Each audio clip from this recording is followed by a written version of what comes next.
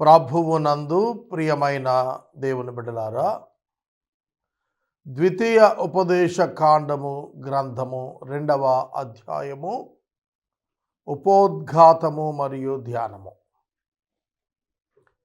ఈ అధ్యాయములో వ్రాయబడిన వచనముల సంఖ్య 37. ఈ అధ్యాయము ఇశ్రాయేలు నూతన తరము ప్రజలకు మోయాబు మైదానములలో మోషే చివరి దినములలో మోషే స్వయముగా ద్వితీయ పర్యాయము ఉపదేశము చేయుచు దేవుడిచ్చిన ధర్మశాస్త్రాన్ని వారికి తెలియచేసినటువంటి మాటలలో ఇప్పుడు మనం ధ్యానిస్తున్న 2వ అధ్యాయము మొదటి తరము వారు చేసిన ప్రయాణములను గూర్చినటువంటి సమీక్ష చేస్తున్నాడు. Review of the journey of the first generation Israelites delivered from Egypt. ఐగుప్తు నుంచి విమోచించబడిన మొదటి తరపు ఇశ్రాయేలీయులు 38 సంవత్సరాల అరణ్య ప్రయాణమును గూర్చిన వివరాలు ఇక్కడ మోషే గారు మోయాబు మైదానాల దగ్గర వారు క్యాంపెయిన్ చేసుకుని ఉన్న సందర్భంలో చెబుతున్నాడు. ఇది నేపథ్యం ఈ అధ్యాయానికి. ఇక 37 వచనాలలోనూ చెప్పబడిన వాక్య భాగము వారి ప్రయాణములలో వారు బయలుదేరినటువంటి ప్రదేశం. దేవుడు వారిని కాదేషు బర్నేయకు తీసుకుని వచ్చిన తరువాత వారు చేసినటువంటి తిరుగుబాటు, మోషే భక్తుడు 12 గోత్రాల నుండి కూడాను ప్రతినిధులను ఏర్పరిచి వేగుచూచుటకు పంపినప్పుడు వారిలో 2 మాత్రమే విశ్వాసాన్ని ప్రకటించారు, కాలేబు యెహోషువాలు. మిగిలిన 10 మంది నిరుత్సాహపరిచారు. దేశము మంచిది, కానీ దానిలో నివసిస్తున్న జనులను మనము జయించలేమనే అవిశ్వాసాన్ని ఆ 10 మంది ఇశ్రాయేలీయులకు చెప్పగా వారు దేవుని తిరస్కరించి వెనకకు వెళ్ళిపోతాం అని ప్రకటించారు. అప్పుడు దేవుడు వారిపై ఆగ్రహపడి కాదేషు బర్నేయకు చేరినటువంటి వారిని మరలా వెనక్కు తిరగండి, మీలో ఎవ్వరూ కూడా యెహోషువ కాలేబు తప్ప ఈ వాగ్దాన భూమిలో ప్రవేశింపరని వారికి ఖండితంగా ఆజ్ఞాపించి కాదేషు బర్నేయ నుండి వారు మరల వెనుకకు తిరిగి వెళ్ళిపోయేటట్లుగా వారిలో యెహోషువ కాలేబు తప్ప ఎవరు ప్రవేశించకుండానట్లు దేవుడు ప్రకటన చేశాడు. వారిని వెనక్కి తిరిగి పంపించాడు. ఆ నేపథ్యంలో వారు తిరుగులాడుతున్న సందర్భాన వారు ఎదుర్కొన్నటువంటి విషయాలే 2, 3, 4 అధ్యాయాల్లో మోషే చెప్పారు. వారు ఎదుర్కొన్నటువంటి వారిలో మొట్టమొదటిగా మనకు 2వ అధ్యాయము మొదటి 8 వచనాలలోనూ ఏశావు సంతానము ఎదోమీయులు వారి యొక్క షేయీరు మన్యం వారు దాటాల్సి వచ్చింది. వారు ఎలా దాటారో వివరించాడు. తర్వాత మోయాబు మార్గంలో ప్రయాణం చేశారు. 9వ వచనం నుండి 15వ వచనం వరకు ఈ మోయాబు మార్గములో ప్రయాణం చేసినప్పుడు వారిని లోతు కుటుంబాలు గనుక మోయాబీయులు, అమ్మోనీయులు వారికి ఇవ్వబడిన ఆ 6 అనేటువంటి ఆ ప్రాంతాలు వారికే ఇచ్చాడు గనుక వారిని ఆక్యుపై చేయొద్దని, వారిని నశింప చేయొద్దని ప్రభువు ఇశ్రాయేలీయులకు ఆజ్ఞ ఇచ్చింది వివరించాడు. తరువాత 16వ వచనము నుండి 25వ వచనము వరకు ఉన్న వాక్య భాగంలో వారు ప్రత్యేకముగా అమోనీయుల మార్గాన వెళుతున్నారు. అప్పుడు వారు ఎలా ప్రయాణం చేయాలో ప్రవర్తించాలో చెప్పాడు. ఇక 26 నుంచి 37 వరకు ఉన్న భాగంలో మనకు హెష్బోను రాజైన సీహోనును ఏ విధంగా వారు సంహరించారు, బలమైనటువంటి రాజు అతడు, అది ఏ విధంగా జరిగింది అనేది రాస్తూ వచ్చాడు. ఈ విధంగా ఈ అధ్యాయం అంతా కూడా మనం చూస్తాం. ఇక వచన ధ్యానంలోనికి వెళదాం. మొదటి వచనం మొదలుకొని 8 వచనాల వరకు ఉన్న వాక్య భాగం మొదట ధ్యానిస్తున్నాం. మరియు యెహోవా నాతో చెప్పినట్లు మనము తిరిగి ఎర్ర సముద్ర మార్గమున ప్రయాణమైపోయి బహుదినములు షేయీరు మన్యము చుట్టూ తిరిగితిమి. ఇది నూతన తరం ప్రజలకు రివ్యూ చేస్తున్నప్పుడు మోషే మనము అన్నప్పుడు ఇజ్రాయేలీయులైన రెండవ తరం కూడా మొదటి తరములో ఉన్న తమ పితరుల తండ్రులతో కలిసి వారు కూడా జర్నీ చేశారు కనుక వారిని కలుపుకొని మనం అంటున్నాడు. చాలా జాగ్రత్తగా మీరు తెలుసుకోవలసిన ప్రధాన అంశం ఏంటంటే, ఐగుప్తు నుంచి విమోచించబడినటువంటి జనసంఖ్యలో లెక్కించబడిన మొదటి తరం, అలాగే మోషే రెండవ పర్యాయము లెక్కించినటువంటి రెండవ తరం, ఈ 2 తరాల వారికి ఉన్నటువంటి వ్యత్యాసం మీరు గుర్తించాలి. అప్పుడే మీకు ఇది బాగా అర్థమవుతుంది. మొదటి తరం ఏ జర్నీస్ చేశారు, రెండవ తరం ఆ జర్నీస్లో పుట్టినవారు, యూత్, యంగ్ పీపుల్. కనుక ఒక మాటలో చెప్పాలంటే కనాను ప్రవేశించిన వారు nothing but youth in Israel, less than 40 years. They all were youth. వాళ్ళంతా కూడా యవ్వన బిడ్డలు. కానీ యవనస్తులుగా ఉన్న వారికి, గతించిన తరముగా ఉన్న మొదటి తరం వారికి ఉన్న వ్యత్యాసం మీరు తెలుసుకోవాలి. సో ఇక్కడ మరియు యెహోవా నాతో చెప్పినట్లు మనము తిరిగి, మీరు గమనించారా? హెబ్రీ పత్రిక మొదటి అధ్యాయంలో పూర్వకాలముల యందు మన పితరులతో తన ప్రవక్తల ద్వారా దేవుడు మాట్లాడాడని రాశాడు. ఇక్కడ మోషేతో దేవుడు మాట్లాడగా ప్రజలు దానిని అంగీకరించి తిరిగి వెళ్తున్నారు. కాబట్టి తిరిగి ఎర్ర సముద్ర మార్గం, this is the order of God, దేవుని యొక్క ఆజ్ఞ మొదటి తరం ప్రజలకి. అప్పుడు వారు వెనక్కి తిరిగారు ఎర్ర సముద్ర మార్గానికి. మళ్ళీ they went back to the road, అదే మార్గంలోనికి వెనక్కి తిరిగి వెళ్తున్నారు. అప్పుడు వాళ్ళు చాలా దినాలు షేయీరు మన్యం చుట్టూ తిరిగారు. షేయీరు మన్యం అంటే ఏదోము నివాసిత ప్రాంతం.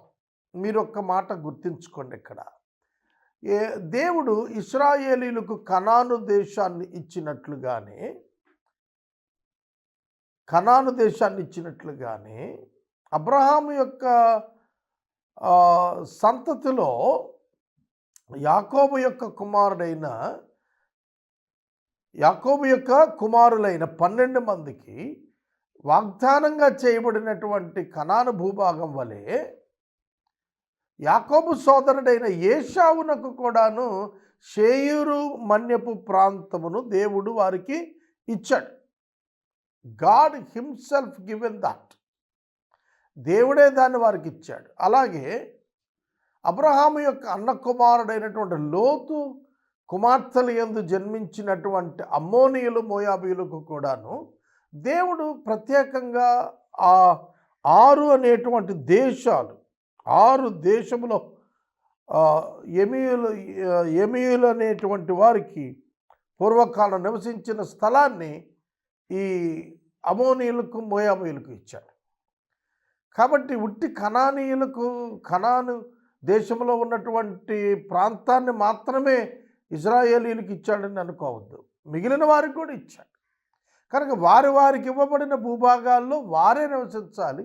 కనుక ఇజ్రాయేలీలు వాటిని ఆక్యుపై చేయొద్దని చెబుతున్నాడు. ఇవ్వబడిన కనానులో ఉన్న జాతులను తరిమి ఆ దేశం వరకు మాత్రమే ఆక్యుపై చేయాలి తప్ప అదర్ ఏరియాస్ని వాళ్ళు టచ్ చేయకూడదు అనేది దేవుడు వారికి ఇచ్చినటువంటి ఆజ్ఞ. సో షేయూరు మన్యం చుట్టూ తిరిగారు. అప్పుడు మీరు ఈ మన్యం చుట్టూ తిరిగిన కాలము చాలును. ఇక్కడ మీరు ఒక్క మాట గుర్తించారా? God has spoken with them. దేవుడు మాట్లాడుతున్నాడు, దేవుడు వారిని నడిపిస్తున్నాడు, దేవుడు వారిని ఆజ్ఞాపిస్తున్నాడు, దేవుడు వారికి ఎక్కడ ప్రారంభమవ్వాలో ఎక్కడ ముగింపు నాకు ఉండాలో చాలా వివరమైనటువంటి స్పష్టమైనటువంటి సందేశాన్ని సంకేతాన్ని వారికి ఇస్తున్నాడు. ఈవెన్ టుడే ఈరోజు కూడాను మన దేవుడు మనలను ఆ విధంగాను నడిపించేవాడై ఉంటున్నాడు. పరిశుద్ధాత్మ దేవుణ్ణి మన అంతరంగంలో రక్షించబడిన ప్రతి ఒక్క వ్యక్తి అంతరంగంలో ఆయన అనుగ్రహించి ఆ ఆత్మ ద్వారా బోధిస్తూ ఆ ఆత్మ ద్వారానే నడిపిస్తూ ఆయన ఆయన మనలను మనలో నుండి ఆయన నడిపిస్తున్నట్టుగా మనం చూస్తాం. సో ఓల్డ్ టెస్టిమెంట్లో ఎక్స్టర్నల్ గైడెన్స్ ఉంటే న్యూ టెస్టిమెంట్లో ఇంటర్నల్ గైడెన్స్ అంతరంగంలో నుండే నడిపించేటువంటి పద్ధతిని మనం చూడగలుగుతున్నాం. సో ఇక్కడ మీరు చూడండి, మీరు ఈ మన్యము చుట్టూ తిరిగిన కాలము చాలును, ఉత్తర దిక్కును తిరుగుడి. Specification for the direction in life. నీ లైఫ్ యొక్క డైరెక్షన్ ఎటు వెళ్ళాలి అనేది he will let you know. ఆయనే నీవు తెలుసుకునేటట్లు చేస్తాడు. ఇది చాలా ప్రధానం మీ జీవితంలో, నా జీవితంలో కూడా.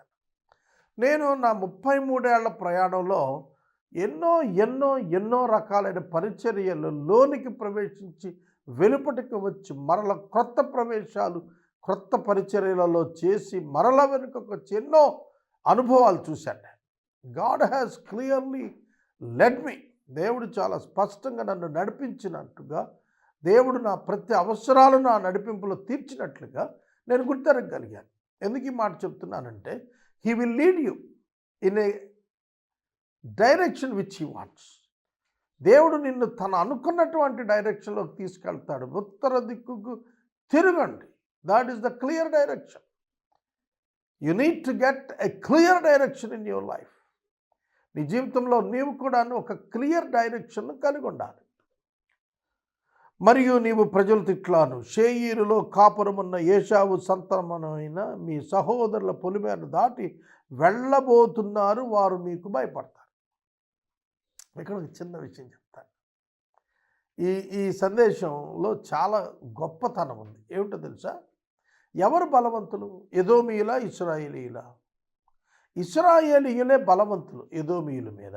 కానీ బలవంతులు బలహీనులను గౌరవిస్తూ వారి మీద దాడి చేయకుండా, వారు తమపై దాడి చేసిన ప్రతిస్పందనగా మరలా దాడికి దిగకుండా వెళ్ళిపోవాలా. చూస్తున్నారా దేవుని విధానం? బలవంతుడు బలహీనునిపై దాడి చేయకూడదు, మరియు అతడు బలహీనుడు బలవంతునిపై దాడి చేసినప్పటికీ బలవంతుడు సౌమ్యంగా సమాధానంగా వెళ్ళిపోవాలి. That is Christianity. That is the greatness of the God of the Bible. Bible గ్రంథంలోని దేవుని యొక్క గొప్పతనం అదే. గ్రహిస్తున్నారా? మీరు చూడండి, మీరు ఎవరి పొలిమేర దాటి వెళ్ళబోతున్నారో తెలిసినా మీకు? మీ సహోదరులు, మీ దాయాదులు, మీ పెదనాన్నగారి పిల్లలు, వాళ్ళది దాటి వెళ్ళబోతున్నారు. వాళ్ళు మీకు భయపడతారు. మిక్కిలి జాగ్రత్తగా ఉండండి. వారు భయపడతారంట, వీళ్ళు జాగ్రత్తగా ఉండాలంట. అదేంటి? వీళ్ళు ఎందుకు జాగ్రత్తగా ఉండాలి? భయపడేది వాళ్ళైతే వాళ్ళు జాగ్రత్తగా ఉండాలి కదా. వీళ్ళు జాగ్రత్తగా ఉండాలి, ప్రతిస్పందించకుండా. న్యూ టెస్టిమెంట్లో రోమాపత్రిక 12వ అధ్యాయంలో మిమ్మల్ని శపించిన వారిని దీవించుడి, కీడుకు ప్రతి కీడవనికి నీ చేయవద్దు. అర్థమవుతుందా? కనుక బలవంతుడైన విశ్వాసి బలహీనుడైన అవిశ్వాసి తన మీద తిరుగుబాటు చేసినప్పుడు అతనిని ఉపేక్షించాలి. అతనిని ఏం చేయకూడదు. అతనిని నాశనం చేయకూడదు, అతని నాశనం కొరకు ప్రయత్నించకూడదు, అతని క్షేమమే కోరాలి. ఈనాడే కాదు, ఆనాడు కూడా ఇశ్రాయేలీయులకు దేవుడు అదే చెబుతున్నాడు. వారితో మీరు కలహపడకుండా జాగ్రత్త పడాలి. వారు కలహానికి కాలు దూతారు. They don't accept you, they don't agree you. వాళ్ళు మీరు వెళతాము అని అంటే వాళ్ళు ఒప్పుకోరు. మోషే గారు చెబుతాడు అక్కడికి, మా నీరు మేము తాగుతాం, మేము మా ఉట్టి మార్గాన్నే ఉపయోగిస్తాం, మీ ఊరు చెట్ల రోడ్ల పక్కన ఉన్న చెట్లకున్న కాయలు కూడా తెంపం, మీ ఊరిలోంచి ఏమీ తీసుకెళ్ళం, ఏమీ తినం, మేము జస్ట్ ప్యాసేజ్ వాడుకుంటాము అని రిక్వెస్ట్ చేస్తే కూడా వాళ్ళు ఒప్పుకోరు. అప్పుడు చుట్టూ తిరిగి వెళ్ళిపోతారే తప్ప సమాధానంగా వాళ్ళ మీద పడి వాళ్ళని చంపేసి నాశనం చేసి వెళ్ళిపోరు. వాళ్ళకి ఆ శక్తి ఉంది, నాశనం చేయగలరు. కానీ దేవుడు వాళ్ళు నాశనం చేయొద్దు అన్నాడు. They obeyed God rather than the conditions, rather than their abilities. వారి శక్తియుక్తుల కంటే, వారి పరిస్థితుల కంటే వారి దేవుని మాటకే విలువ ఇచ్చారు. వారితో మీరు కలహపడదు. ఏలయనగా ఏశావుకు స్వాస్థ్యముగా షేయీరు మన్యం నేనిచ్చి ఉన్నాను. Underline please, me Bible underline చేయండి మిత్రులారా. నేనిచ్చాను షేయీరు మన్యమును ఏశావు సంతతికి నేను ఇచ్చాను. మీకు కనాని ఎలా ప్రామిస్ చేశానో వాళ్ళకి అది నేను ఇచ్చాను. They occupied it and they are living in it. వాళ్ళు దాన్ని ఆక్యుపై చేశారు, వాళ్ళు స్వాధీనం చేసుకొని బ్రతుకుతున్నారు అక్కడ.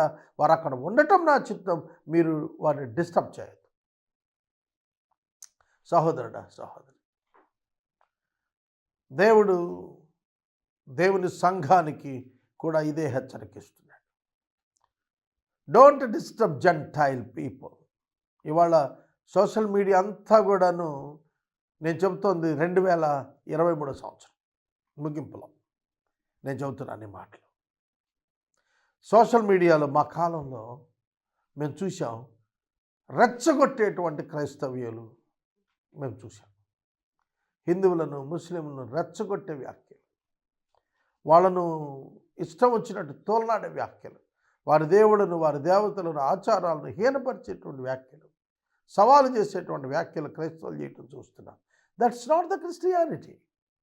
అది క్రైస్తవ్యం కాదు సోదరుడా, సోదరి. తర్వాత, వారి భూమిలోనిది ఒక్క అడుగైనా మీకు ఇయ్యను. మీకు ఏమైనా అర్థమవుతుందా? బలహీనులు కదా అని ఎదోమీయుల మీద మీరు గనక మీ కత్తి లేపినా, నేను వారి స్థలములో అడుగు కూడా మీకు ఇవ్వనంటే who will fight for them?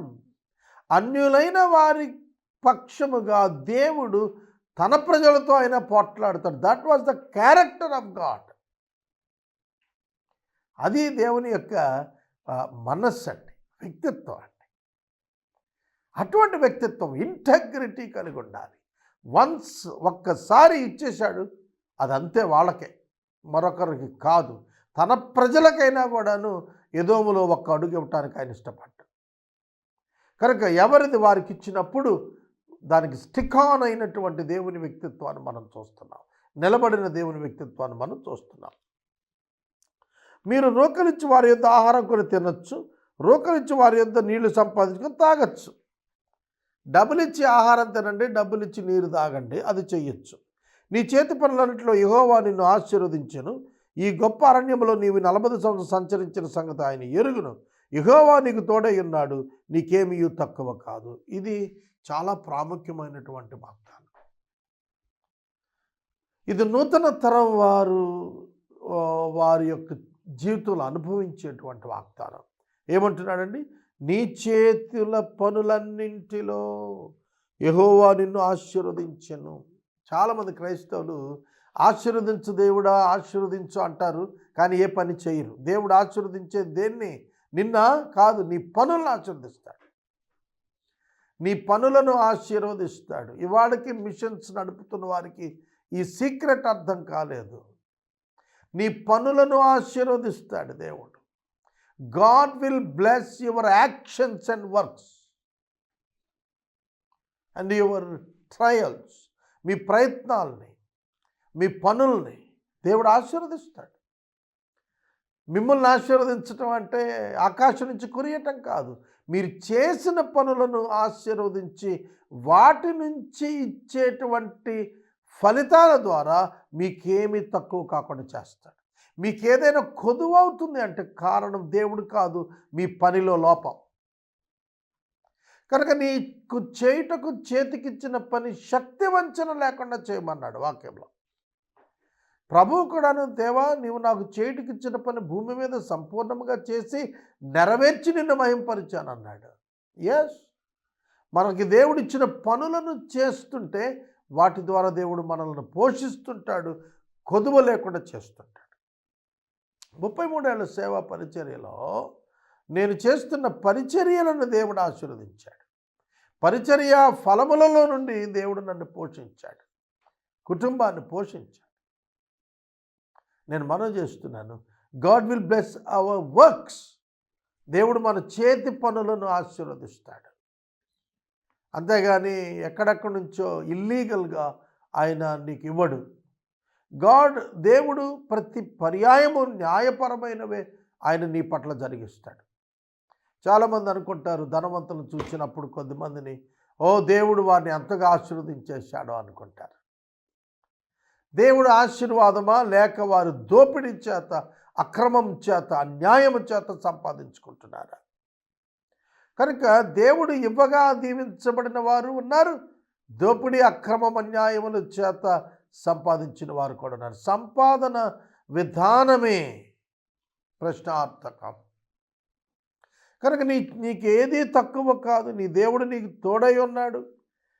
నువ్వు సంచరించావు, ఆయనకు తెలుసు నీ సంగతి అంతా. నువ్వు అరణ్యంలో సంచరించావు, అది కూడా ఆయనకు తెలుసు.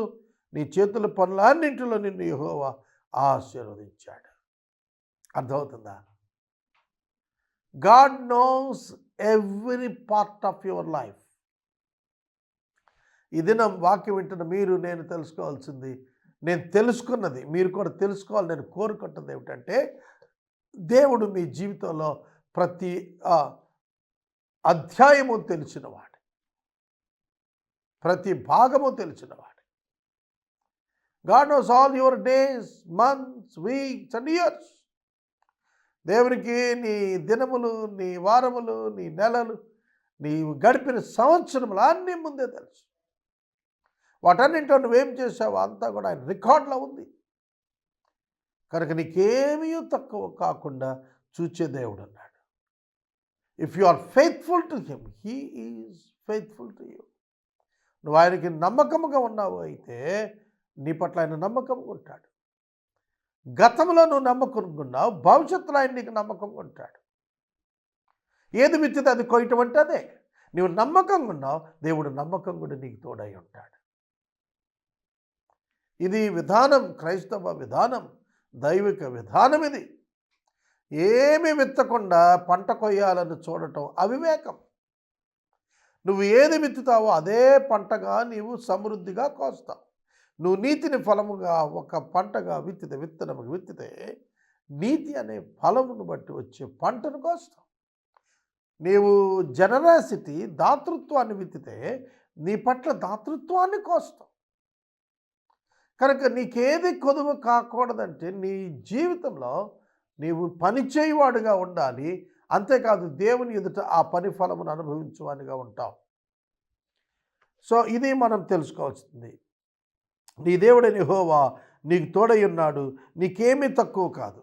మనకి వాట్సాప్లో డైలీ కొన్ని వాగ్దానాలు పంపుతుంటారు సోదరులు. అలా అందరికి అలవాటైపోయింది ఈ దినాల్లో. సో వాట్సాప్లో వచ్చే వాగ్దానాల్లో ఒక్క మాటే పట్టుకుంటున్నారు, పై మాట క్రింద మాటలు తీసేస్తున్నారు. పైన ఏం చెప్తున్నాడు? నీ చేతి పనులన్నింటిలో యెహోవా అది వదిలేస్తాడు. నేను నీకు తోడై ఉన్నాను కాబట్టి నీకేమీ తక్కువ కాదు అనేది ఒక్కటే పంపిస్తాడు. పాక్షికంగానే వాక్యాన్ని వినియోగించి ఇంకొకళ్ళ యొక్క మెప్పు కొరకు పెడుతున్నారు వాక్యాలు. అది సరైన విధానం కాదు. అలా కాదు, మనం టోటల్ వర్స్ తీసుకొని మనకు అప్లై చేసుకోవాలి. కనుక ఎప్పుడు నాకు కొదువు కాదు, దేవుడు నాకు తోడుగా ఉన్నాడు, అయితే తక్కువ కాకూడదు అంటే ఏం చేయాలి? అదే చెప్పాడు, నీవు చేసిన నీ చేతి పనులన్నింటినీ every one must work, that is the will of God. దేవుని చిత్తమేమనగా ప్రతి ఒక్కడు పని చేయాలి, పని చేసిన ఫలముననే అతడు బ్రతకాలి, సమృద్ధి అనుభవించాలి. ఇస్సాకు ఆ సంవత్సరమున విత్తనము వేశాడు. That is the part of Isaac. అది ఇస్సాకు యొక్క పాత్ర. అయితే దేవుని పాత్ర 100 రెట్లు ఫలమిచ్చుట. అర్థమవుతుందా? శిష్యులు రాత్రిని తొలగించారు, లాజరును బ్రతికించి బయటికి తీసుకురావటం దేవుని పాత్ర. 5 రొట్టెలు 2 చిన్న చేపలు శిష్యులు ప్రభు దగ్గర తెచ్చారు. వాటిని విరిచి వేలాది మందికి వడ్డించి 12 గంపలు ఎత్తడం ఆయన పాత్ర, ఆయన బాధ్యత, ఆయన చేసే పని. కాబట్టి you do your work, God will complete it in his way. నీ పనిని నువ్వు గనక ఆయన చిత్త ప్రకారం చేస్తే ఆయన తన యొక్క బలము చొప్పున, శక్తి చొప్పున ఆ కార్యమును సంపూర్తి చేస్తాడు. That's what I have observed in 33 years. 33 సంవత్సరాల్లో నేను దానినే గ్రహించి మీకు నేను మనవి చేస్తున్నాను. అప్పుడు షేయీరులో నివసించు సంతానపు వారైన మన సహోదరులు విడిచి ఎలతు ఎస్సోన్బెగెర్ అరాబా మార్గం నుండి మనము ప్రయాణం చేసితిమి. ఎందుకు సహోదరులు విడిచాము మనం? ఇది ఒకసారి ఆలోచించాలి. ఎందుకు సహోదరులు విడిచాము మనం? మోషే ఎదోము రాజు దగ్గరకు దూతలను పంపి మాట్లాడినటువంటి వివరణలు మనకు సంఖ్యాకాండము 20వ అధ్యాయం 14వ వచనము నుండి మనకు 21వ వచనం వరకు వ్రాసింది. ఇది నేను ఒకసారి వివరణ చెప్తాను, జాగ్రత్తగా వినండి. ద్వితీయ ఉపదేశకాండము గ్రంథము 2వ అధ్యాయం 8వ వచనం చదువుతున్నాను. అప్పుడు షేయీరులో నివసించు ఏశావు సంతతి వారైన మన సహోదరులను విడచి ఏలతు ఎసోన్బెగరు ఎసోన్గెబెరు అరాబా మార్గం నుండి మనము ప్రయాణము చేసితిమి. ఈ అరాబా మార్గమును వారు ప్రయాణం చేశాము అన్నారే, ఎందుకు ఆ మార్గాన ప్రయాణం చేశారు, ఎలా చేశారు, ఎందుకు చేశారు చూద్దాం. సంఖ్యాకాండం 20వ అధ్యాయం 14 వచ్చిన మోషే కాదేశు నుండి ఎదోము రాజునొద్దకు దూతలను పంపాడు. నీ సహోదరుడైన ఇశ్రాయేలు అడిగేది ఏమిటంటే, మాకు వచ్చిన కష్టం యావత్తు నీకు తెలుసు. మా పితరులు ఐగుప్తుకు వెళ్ళారు.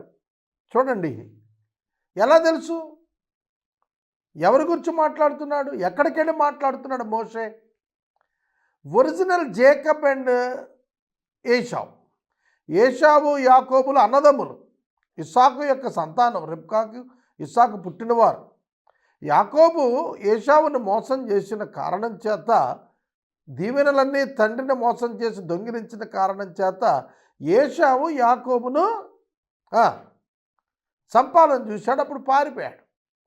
అలాగని యాకోబు మామగారింటికి వెళ్ళి అక్కడ భార్యలను చేసుకొని సంతానాభివృద్ధి చెందుకొని తిరిగి వచ్చాడు. ఈ స్టోరీ అంతా కూడా మనం చూస్తే ఇదంతా కూడాను వారికి తెలిసిందే హిస్టరీ. ఆ బ్రదర్స్ అందరికీ ఈ హిస్టరీ తెలిసినటువంటిదే. మేము ఐగుప్తుకి వెళ్ళాం, మా పితరులు ఐగుప్తుకి వెళ్ళారు, చాలా దినాలు అక్కడ నివసించారు. ఐగుప్తీయులు మా పితరులు శ్రమ పెట్టారు. మేము యెహోవాకు మొరపెట్టినప్పుడు మా మొరవిని దూతను మమ్మల్ని ఐగుప్తు నుంచి రప్పించాడు. ఇదిగో మేము నీ పొలిమేరల చివర కాదేశు పట్టణంలో ఉన్నాము. మేము ఇప్పుడు కాదేశులో ఉన్నాము, చివరి పట్టణంలో ఉన్నాము. మమ్మను నీ దేశం దాటి పోనియ్యి. పొలాలలో పడి అయినను ద్రాక్ష తోటలలో పడి అయినను వెళ్ళము. బావుల నీళ్లు తాగము, రాజమార్గాన్ని నడిచిపోతాము. నీ పొలిమేర దాటి వరకు కుడికి కానీ ఎడమ కానీ తిరగకుండా పోతాము అని చెప్పించాడు. ఏదో మీరు దానికి ఎట్లాంటి రెస్పాన్స్ ఇచ్చారో తెలుసా? నువ్వు నా దేశంలో నుంచి వెళ్ళకూడదు, నేను ఖడ్గంతో నీకు ఎదురొస్తాను, జాగ్రత్త. ఇశ్రాయేలీయులు అన్నారు, మేము రాజమార్గానే వెళతాము, పశువులు నీళ్లు తాగితే కనుక వాటి వెలను కూడా ఇచ్చుకుంటాము, కాలిబాటనే నడిచిపోతాము అంతే అని చెప్పినా కూడా రాకూడదు అన్నాడు ఏషావు. ఏషావు అంటే ఇక్కడ ఎవరు? ఎదోమీయులు, అనగా ఏషావు సంతతికి చెందిన ఎదోమీయులు. చూడండి, దేవుడు వీరికి షేయీరు మన్యపు మార్గాన్ని ఇచ్చాడు. అందుకు వారు ఇశ్రాయేలీయులను వెళ్ళనివ్వటానికి ఇష్టపడలేదు. మోషే ఒక్క మాట చెప్తే ఏదో మీరు తుక్కు తుక్కు కింద ఓడించి దాటి వెళ్ళిపోగలరు. కానీ దేవుడు ఏం చెప్పారు? నీవు శేయీరు మన్యమును డిస్టర్బ్ చేయొద్దు, అది నేనే వారికి ఇచ్చాను, వారికి ఇచ్చిన స్థలంలో ఏది ఇవ్వను మీకు. కాబట్టి మీరు సమాధానంతో వెళ్ళాల్సిందే తప్ప మీ బలాన్ని ప్రదర్శన చేయడానికి వీలు లేదు. ఎదోము బహుజనంతో బలముతో బయలుదేరి వారికి ఎదురుగా వచ్చి యుద్ధానికి సిద్ధమైనట్టుగా చెప్పాడు. కనుక ఇశ్రాయేలీయులు అతని యొద్ద నుండి తొలగిపోయిరి. అక్కడ నుండి సాగి వారు హూరునకు వచ్చినట్లుగా 22వ వచనం, సంఖ్యాకాండం 20:22 సాక్ష్యం ఇస్తాను. కాబట్టి దేవుని యొక్క మాటకు లోబడినటువంటి ఇజ్రాయేలు జనాంగము వారి ప్రయాణములో ఎదోమీయులను సంహరించక యుద్ధమాడక ఎదోమీయుల కంటే బలవంతులైనప్పటికీ కూడాను ఆ ప్రాంతాన్ని విడిచి చుట్టూ తిరిగి వెళ్ళిపోయారు తప్ప వారు డిస్టర్బ్ చేయలేదు. They obeyed God. వారు దేవునికి లోబడ్డారు. ఆ తర్వాత 9వ వచనం నుండి మనం చూస్తున్నప్పుడు 15వ వచనం వరకు ఉన్నటువంటి వాక్య భాగంలో మనము తిరిగి మోయాబు అరణ్య మార్గమున ప్రయాణము చేయుచుండగా యెహోవా నాతో ఇట్లన్నాడు, మోయాబీయులను బాధించొద్దు, వారితో యుద్ధం చేయొద్దు. లోతు సంతానమైన మోయాబీయులకు అమోనీయులకు 6 దేశాన్ని స్వాస్థ్యంగా ఇచ్చాను, వారి భూమిలోనికి ఏది స్వాస్థ్యంగా ఇవ్వను. ఇశ్రాయేలీయులు బలవంతులైన, మోయాబీయులు బలహీనులైన వారిని ఆక్యుపై చేయకూడదు. That was the Christian spirit. Godly divine people's responsibility. దైవిక సంబంధమైన వ్యక్తుల యొక్క బాధ్యత ఏమిటంటే బలహీనులను వారు ఆక్యుపై చేయకూడదు. పూర్వకాలమున ఏమియులు అనేటువంటి వారు ఆ దేశంలో నివసించారు. వారు అనాకీయుల వలె ఉన్నత దేహులు, బలవంతులైన బహుజనులు. వారును అనాకీయుల వలె రెఫాయీయులుగా ఎంచబడినవారు. మోయాబీయులు వారికి ఏమీయులని పేరు పెట్టారు. పూర్వకాలమున హోరీయులు షేయీరులో నివసించారు. ఇశ్రాయేలీయులు యెహోవా తమకిచ్చిన స్వాస్థ్యమైన దేశంలో చేసినట్లు ఏశావు సంతానపు వారు హోరీయుల దేశంలో స్వాధీనపరుచుకొని తమ ఎదురు నుండి వారిని నశింపజేసి వారి దేశంలో నివసించారు. కాబట్టి మీరు లేచి జెరెదు ఏరు దాటుడి అని యెహోవా సెలవేయగా జెరెదు ఏరు దాటితిమి. చూడండి, షేయీరు మన్య మార్గాన్ని దేవుడు వారికి ఎలా అప్పగించాడో, అంతకుముందు ఏమీయులు అనేటువంటి వారు అక్కడ ఉండేవారిని వారిని తరిమివేసి ఎదోమీయులు దాన్ని ఆక్యుపై చేశారని, జెరెదు మార్గాన ఏటి మార్గాన వెళ్ళాలి అని ఇజ్రాయేలీలకు దేవుడే సెలవీయగా దాని ప్రకారం వారు వెళ్ళారని చూస్తున్నాం. గాడ్స్ డివైన్ గైడెన్స్, దేవుని యొక్క దైవ సంబంధమైన నడిపింపు వారు లోబడుతున్నట్లుగా మనం చూస్తాం. మనము కాదేశు బర్నియాలో నుండి బయలుదేరి జెరెదు ఏరు దాటు వరకు చాలా ఏరులు దాటారు ఇజ్రాయేలీయులు. ఈ ప్రయాణంలో చాలా ఏరులు దాటారు. ఈ ఏరుల మీద ఒక ప్రసంగం యూట్యూబ్లో ఉంది, చూడండి. చాలా ఏరులు దాటారు. మనము కాదేశు బర్నియాలో నుండి బయలుదేరి జెరెదు ఏరు దాటు వరకు అనగా యెహోవాని గురించి ప్రమాణం చేసినట్లు సైనికులైన ఆ మనుషుల తరం వారందరూ సేనలో నుండకుండా నశించే వరకు మనము నడిచిన కాలము 38 సంవత్సరములు. 6 లక్షల కాల్బలం 38 సంవత్సరాల్లో చనిపోయారు. సేన మధ్య నుండి వారిని సంహరించుటకు యెహోవా బాహువు వారికి విరోధంగా ఉంది. అంటే నూతన తరం వారికి బోధిస్తున్నటువంటి అంశంలో 2వ అధ్యాయంలో 14వ వచనం దగ్గరికి వచ్చేటప్పటికి 38 సంవత్సరాల యొక్క వారి యొక్క వాండరింగ్స్, వాళ్ళు సినాయి పర్వతం నుండి కాదేశుకు వచ్చి మళ్ళీ కాదేశ్ నుండి వెనక్కి తిరిగి వారు ప్రయాణం చేస్తూ వచ్చిన కాలం అంతా కూడా మళ్ళా మోయాబుకు వచ్చేటప్పటికి 38 సంవత్సరాలు బట్టి అక్కడ క్యాంపెయిన్ చేసేప్పటికి మోషే అక్కడనే చనిపోతాడు. నెబో పర్వత శిఖరాన్ని చనిపోతాడు. అంటే ఆ తరంలో మిగిలిన వారిలో చివరిగా మాట్లాడుతుంది మోషేనే.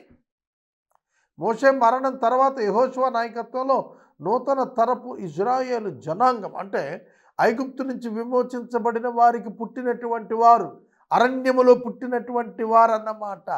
వాళ్ళే న్యూ జనరేషనే కనాను భూభాగంలోకి యెహోషువ నాయకత్వంలో ప్రవేశించబోతున్నారని వాక్యం మనకు చెబుతారు. 16వ వచనం, సైనికులైన వారందరూ ప్రజలలో నుండి లయమైపోయిన తర్వాత యెహోవా నాకు ఇలా సెలవిచ్చాడు. సైనికులైన వారందరూ అంటే 6 లక్షల కాల్బలం గురించి మాట్లాడుతున్నాడు. God is talking about the first 6 lakhs. మొట్టమొదట లెక్కించబడిన 6 లక్షల సైన్యంలో వాళ్ళందరూ చనిపోయిన తర్వాత దేవుడు మాట్లాడుతున్నాడు. 17వ వచనం, నేడు నీవు మోయాబునకు సరిహద్దుగా ఉన్న 6 దేశమును దాటబోచున్నావు. అమోనీయుల మార్గమును దాటినప్పుడు వారిని బాధింపవద్దు, వారితో యుద్ధం చేయవద్దు. ఏలయనగా లోతు సంతానమును దాని స్వాస్థ్యముకు ఇచ్చినందున అమోనీయుల దేశంలో నీకు స్వాస్థ్యాన్ని ఇవ్వను. అది రెఫాయీయుల దేశమని ఎంచబడుచున్నది. పూర్వమంది రెఫాయీయులు అందులో నివసించారు. అమోనీయులు వారిని జుంజుమీయులు అంటారు. వారు అనాకీయుల వలె ఉన్నత దేహులు, బలవంతులైన బహుజనులు. అయితే యెహోవా అమోనీయుల ఎదుటి నుంచి వారిని వెళ్ళగొట్టిన కనుక అమోనీయులు వారి దేశాన్ని స్వాధీనపరుచుకొని వారి చోట నివసించారు. అట్లా ఆయన శేయీరులో నివసించు ఏశావు సంతానము కొరకు చేశాడు. ఎట్లనగా ఆయన వారి ఎదుటి నుండి హోరీయులను నశింపజేసిన కనుక వారు హోరీయుల దేశాన్ని స్వాధీనపరుచుకొని నేటి వరకు వారి చోట నివసించున్నారు. గాజా వరకు మార్గములలో నివసించిన ఆవీయులను, కఫ్తోరులో నుండి బయలుదేరి వచ్చిన కఫ్తోరీయులను నశింపజేసి వారి చోట నివసించిరి. మీరు లేచి సాగి అర్నోను ఏరు దాటుడి. ఇదిగో అమోరీయుడైన ఇష్బోను రాజుకు సీహోనును అతని దేశమును నీ చేతికి అప్పగించితిని. దాన్ని స్వాధీనపరుచుకొని మొదలుపెట్టి అతనితో యుద్ధము చేయుడి. నేడు నేను నీ వలన భయము, నీ వలన వెరపు ఆకాశం కింద ఉన్న సమస్త దేశముల వారికి పుట్టింప మొదలుపెట్టుచున్నాను. వారు నిన్ను గురించి సమాచారం విని నీ ఎదుట వణికి మనోవేదన పొందుదురు. ఇక్కడ ఇశ్రాయేలీయులు 2వ తరం వారు కనాను దేశానికి వెళ్ళినప్పుడు దేవుడు వారికి తోడుగా ఉండి గతంలో మొదటి తరం వారికి చేసిన రీతిగానే 2వ తరం వారికి కూడా శత్రు సంహారం చేస్తాడు గనుక శత్రు రాజ్యాలన్నీ కూడా భయపడేటట్లు దేవుడే చేస్తున్నాడు అనే సత్యాన్ని ఇక్కడ చెబుతున్నాడు. కనుక ఇశ్రాయేలీయులు మోయాబు మార్గాన వెళుతున్నప్పుడు, అమోనీయుల ప్రాంతం గుండా వెళుతున్నప్పుడు, అనగా లోతు సంతతి ప్రాంతం గుండా వెళుతున్నప్పుడు, మొదట మనం ఏశావు సంతతిని చూసాం, ఇప్పుడు లోతు సంతతి. ఆ ప్రాంతాల్లో ఏది కూడా దేవుడు ఇశ్రాయేలీయులకు అనుగ్రహింపనని ఖండితంగా చెబుతున్నాడు. అంతేకాదు చుట్టుపక్కల ఉన్న ప్రాంతాలన్నింటికీ కూడాను ఇశ్రాయేలీయులంటే భయము వణుకు పుట్టించేస్తానన్నాడు. తన కార్యముల ద్వారా దేవుడు ఈ పనులు చేస్తాడు. మనోవేదన శత్రువులు కలుగు చేస్తాడు. మీరు బైబిల్ గ్రంథమంతా కూడా ఇది చూడండి. దేవుడు తన ప్రజల పక్షంగా నిలబడి వారి పట్ల వారి శత్రువులకు మనోవేదన పుట్టించాడు. దావీదు విషయంలో కూడా ఏమన్నారో తెలిసిన, అతని శత్రువులట సింహపు గుండె వంటి గుండె కలిగిన వారైనా కూడాను వారి గుండెలు అవిసిపోయి నీరైపోయాయట. దావీదు యుద్ధానికి వస్తున్నాడంటే అంటే సింహాల లాంటి శత్రువులు కూడాను దేవుని ప్రజలను చూచినప్పుడు నీరు గారిపోతారు. అలాంటి భయం వారికి పుడుతుంది. బలాఢ్యులు పారిపోతారు మీ ఎదుటి నుంచి. కారణం ఏమిటి అంటే మీరు కాదు, మీ శక్తి కాదు, మీ బలం కాదు, దేవుడు చేసిన కార్యము. ఈరోజు క్రైస్తవుడు బలవంతుడు అంటే, సేవకుడు బలవంతుడు అంటే కారణం సేవకుడు గొప్పతనం కాదు, సేవకుడు సేవిస్తున్న దేవుని గొప్పతనం. కనుక we are strong because of our God. మనం బలవంతులము దేవుణ్ణి బట్టి, శక్తివంతులము దేవుణ్ణి బట్టి, ధనవంతులము దేవుణ్ణి బట్టి, భాగ్యవంతులము దేవుణ్ణి బట్టి, మనల్ని బట్టి కాదు, మన తెలివిని బట్టి కాదు. కానీ లోకం అంటుంది నీ తెలివిని బట్టి నువ్వు భాగ్యవంతుడు ఉంటుంది. కానీ దేవుని వాక్యం చెప్తా అంటే దేవుని బట్టి నువ్వు భాగ్యవంతుడు. నీ భాగ్యము, నీ సామర్థ్యము దేవుడు నీకు కలుగు చేసినందుననే నీవు ఆ భాగ్యాన్ని అందుకోగలుగుతావు. కాబట్టి నీ విజయానికి కారణం నీ దేవుడే, నీ భాగ్యానికి కారణం నీ దేవుడే, నీ సామర్థ్యానికి కారణం దేవుడే, నీ విజయానికి కారణం నీ దేవుడే. నీ దేవుని వలననే నువ్వు శూరకార్యం జరిగించగలుగుతావు, నీ స్వయంగా నువ్వు జరిగించలేవు. 26వ వచనం నుండి 37వ వచనం వరకు ఉన్న వాక్య భాగాన్ని చదువుకుందాం. అప్పుడు నేను కెదోమోతు అరణ్యములో నుండి హెష్బోను రాజైన సీహోను నొద్దకు దూతలను పంపి నన్ను నీ దేశం గుండా దాటిపోనిము. ఇక్కడ వ్యత్యాసం చూడాలి మీరు. ఈ వ్యత్యాసం మీరు గమనించాలి. ఏమిటంటే ఇదే అధ్యాయంలో ఎదోమీయులు, మోయాబీయులు, అమోనీయులు వారిని దాటేటప్పుడు వారిని ముట్టద్దు, వారికి హాని చేయొద్దు అన్నాడు కదా. వారు బలహీనలైనా వాళ్ళని ఏం చేయొద్దు అన్నాడు. అది వాళ్ళకి నేను ఇచ్చా అన్నాడు.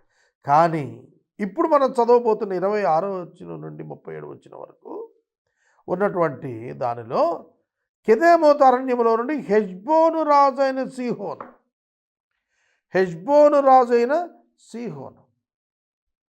ఈ హెష్బోను రాజైన సీహోను దగ్గరికి మాత్రం వెళ్ళేప్పటికీ దేవుడు అతని హృదయాన్ని కఠినపరిచి అతను యుద్ధానికి వచ్చేటట్టు చేస్తే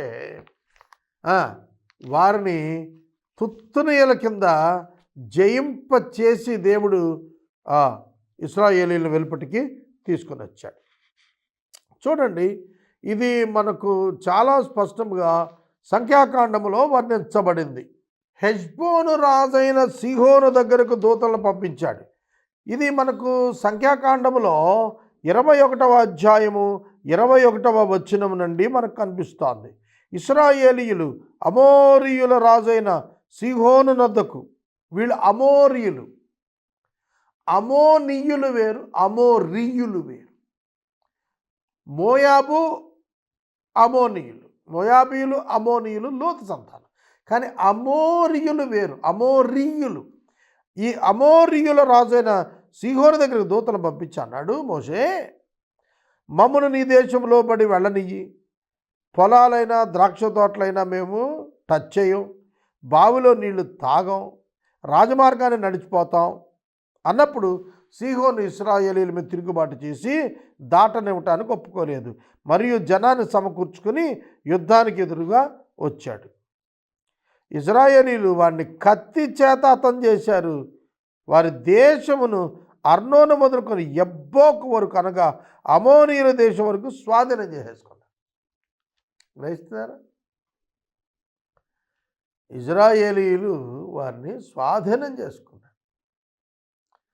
గమనించండి, ఇంకా వీళ్ళు యోర్దాను నది దాటి కనాను దేశానికి వెళ్ళకముందు చరిత్ర ఇది. ఎక్కడైతే రూబేనీయులు, గాదీయులు, మనష్షే అద్రగోత్రికులు 2.5 గోత్రాల వారు యోర్దాను తూర్పు భాగాన ఉన్న మోయాబు మైదానాలకు చెందిన ప్రాంతాల్లో ఉండబోతున్నారో ఆ ప్రాంతాల్లో కూడా శత్రువులను నాశనం చేసి మరి ఆక్యుపై చేసుకుంటున్నారు.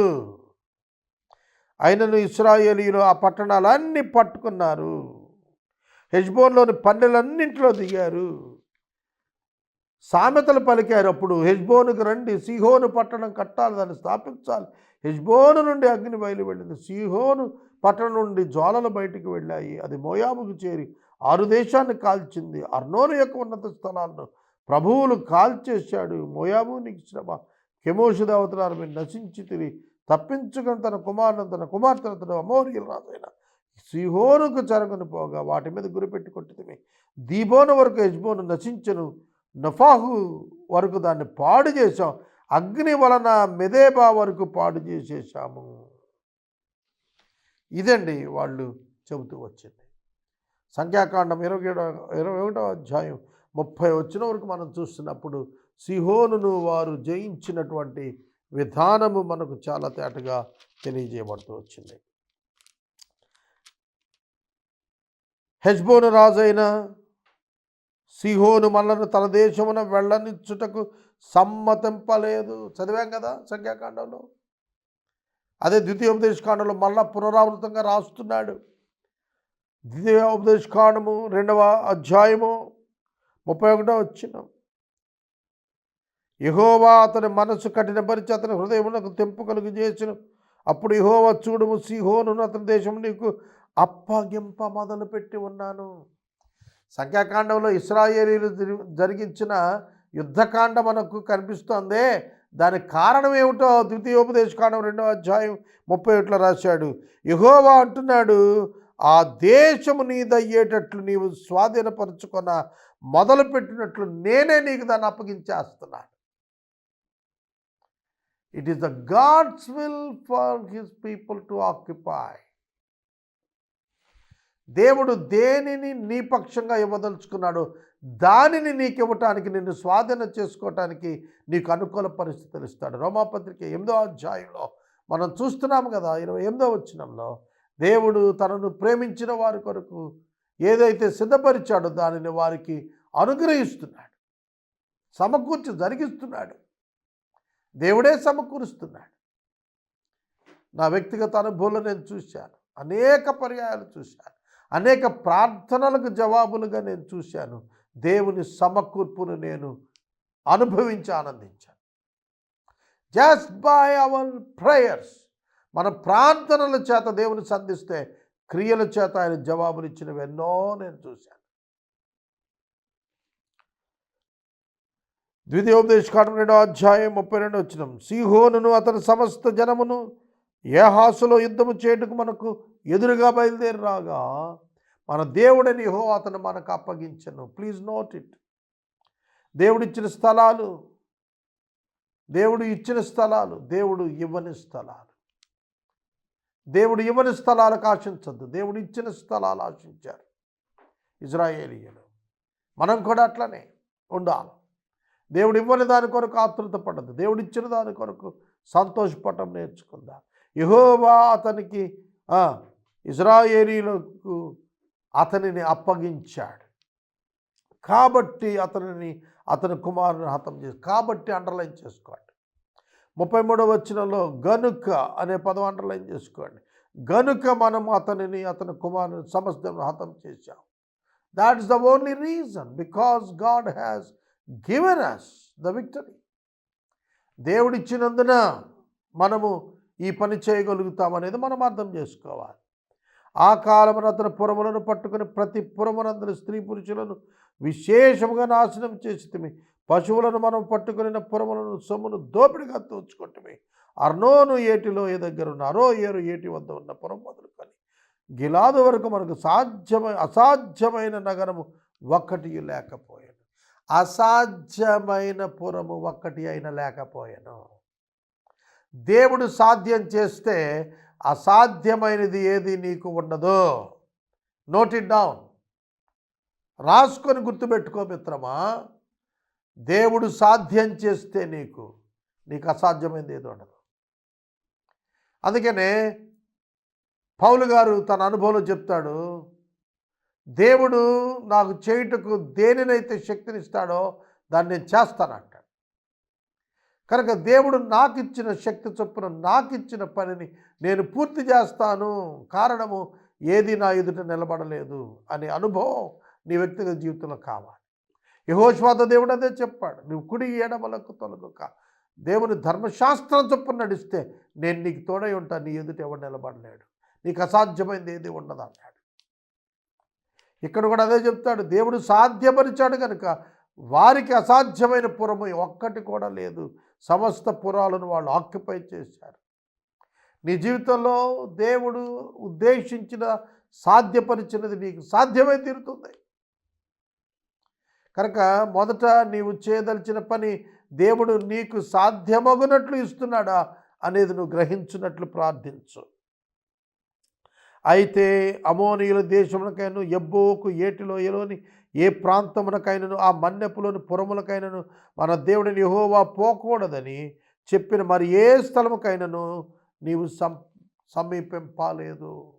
మోస్ట్ ఇంపార్టెంట్, దేవుడు పోకూడదని చెప్పిన ఏ స్థలాన్ని సమీపించలేదు, దేవుడు స్వాధీనం చేసుకోమని చెప్పిన ఏ స్థలాన్ని విడిచిపెట్టలేదు.